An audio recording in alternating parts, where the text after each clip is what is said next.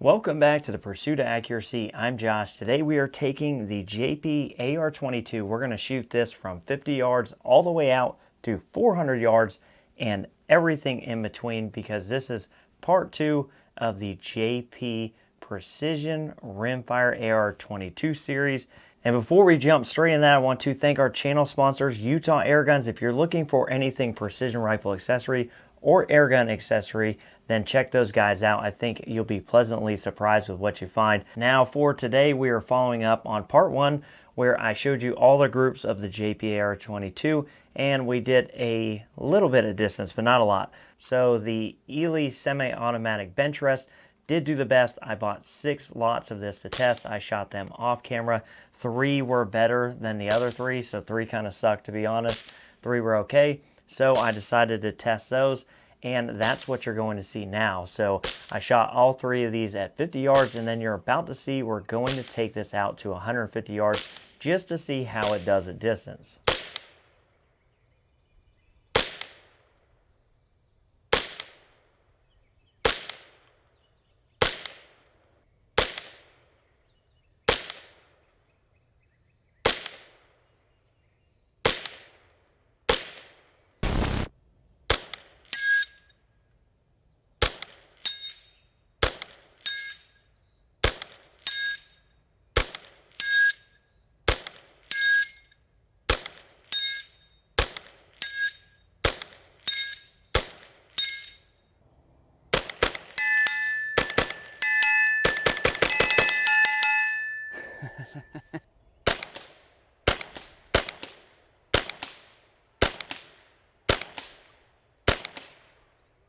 Now, based on the results of the Saber, I wasn't really crazy impressed. It didn't really blow my skirt up, and I realized that after the first video, I had one more lot of Ely mats that I didn't test, so I figured, you know what, I have enough of this to do the series, probably shoot a few matches, so I figured let's test it. Hopefully it does as good or better than the Ely semi-automatic Benchrest, and we don't have to buy anything. So you're watching these groups now, and what I'm going to do after these groups is we're going to take this to 167 yards, see how it does on steel, and make our final decision based off that.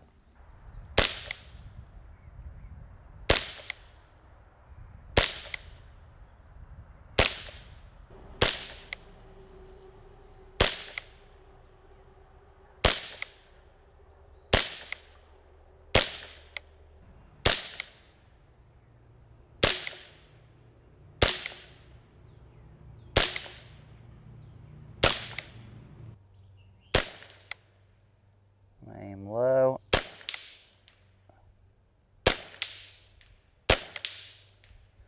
Alright, so we were, let's see, I was aiming bottom plate. We were about a ½ mil high, and it's almost ½ mil right. So what we're going to do is we're going to load up the rest of these. So far it looks pretty good. I mean, not a problem. Once I was holding the right windage, it was in there like swimwear. I'm not even sure how many this is. Probably about 10 rounds. But I think that would be a fair target at a PRS style match, or in my case a DMR style match. And let's go after the top one. We're going to give it about a ½ mil wind. Actually, I'm going to give it less.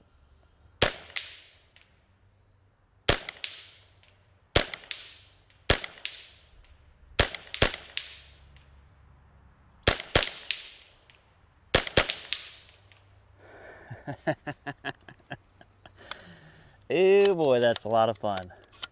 Let's go after a clean one there.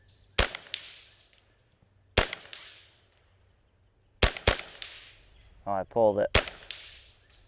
But yeah, too easy.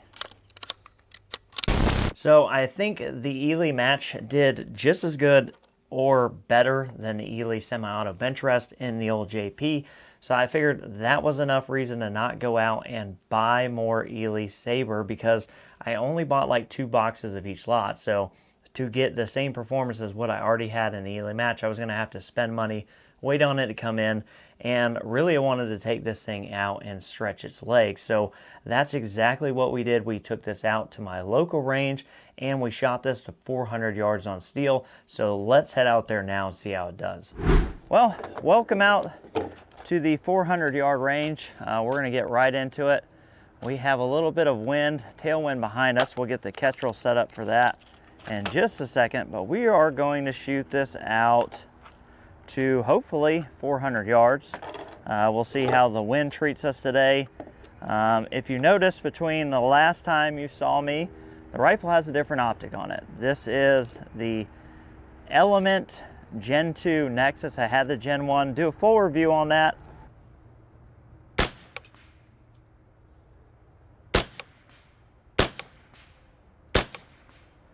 Yeah, I'd say that works.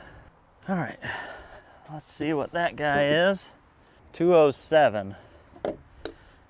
This is where we're going to start seeing some discrepancies in our dope. Now, I did zero the rifle before we left the house, and I did get the average velocity. And for those of you who are wondering about, you know, how good this would be compared to a bolt gun, I'll have those numbers up now, but it's pretty dang solid.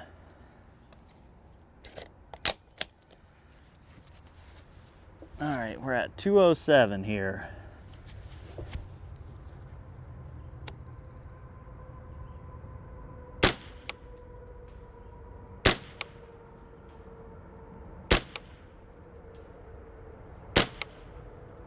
All right, so elevation's pretty good. We're gonna go after the head box. A little bit of wind.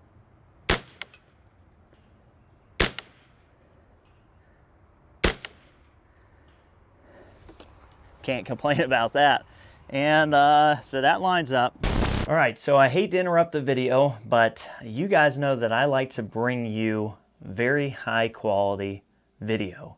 And the downrange camera footage today is being shot by a Tacticam through the Track Spotter. Now, I'm gonna tell you, the Track Spotter glass is unbelievable. It is amazing. To my eye, it is really nice. We have two things going against us here, especially as you're about to see. We're going to get out to 300 and 400 yards. One is mirage. Again, this is at the location I'm at, and it's looking out across all that mirage, so that doesn't help. But quite honestly, the Tacticam, this is the LR spotter. I bought this, and I'm not real stoked about how this records. It is in 4K, but you kind of got to zoom in like all the way to get a full image in the spotter.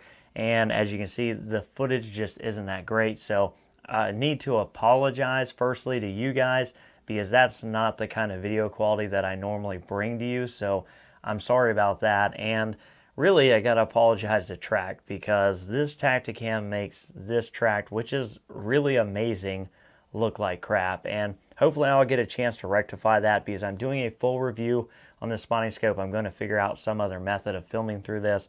And again, guys, I wanted to bring the footage, I wanted to show it to you, because I want everything to be upfront and honest. So you're seeing my first time taking this out to 400 yards. I didn't want to refilm it and have the results be something different and it not be genuine and honest. So thanks for hanging in there with me. Let's get out there, shoot 300 and 400 yards.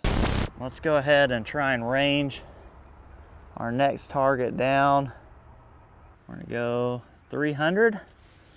So far, our optics working really well. It is miraging. I'm gonna hold left edge, center on that. Looked like it was a hair low.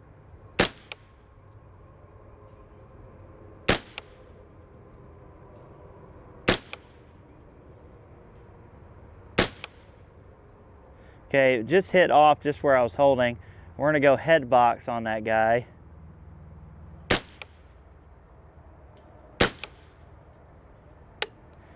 And first couple were a little low, and I think that's something we're gonna get on this. But the other two were right in the head box. 401. So we're holding well, now it's calling for 21.8. So, okay, so 21.8. So we're holding 2.8 in the reticle. Actually, need to come up, now I'm thinking about it.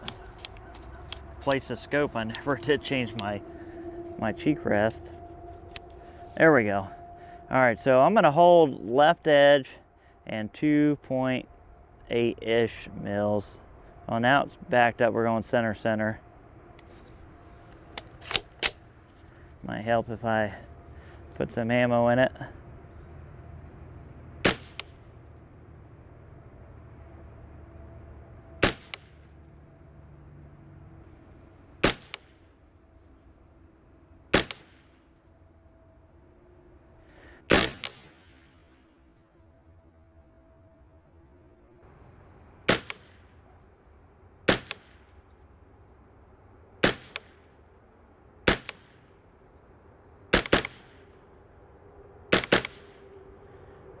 I'm seeing some hits.